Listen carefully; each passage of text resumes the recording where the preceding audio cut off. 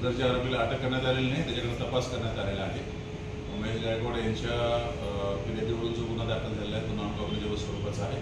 त्यामध्ये तपास करण्यासाठी मान्य न्यायालयाची आपण परवानगी घेतलेली आहे आणि त्याप्रमाणे तपास चालू आहे. या तपासाअंतर्गत विचारपूस करण्यासाठी दीपक भीमसेन कदम हा 54 वर्षाचा इसम यांना आम्ही काल बोलावलं होतं. त्यांनी सांगितलं की दारूच्या नशेमध्ये आणि त्याला काही वैयक्तिक त्रास आहेत, त्याच्या एका फ्रस्ट्रेशनमध्ये त्यांनी हे अशा फेसबुक पोस्ट केलेले आहे आणि महेश गायकवाड यांना तो ओळखतही नाही किंवा त्याची कधी प्रत्यक्ष भेट झाली नाही असं त्यांनी आपल्या जबाबात सांगितलेलं आहे.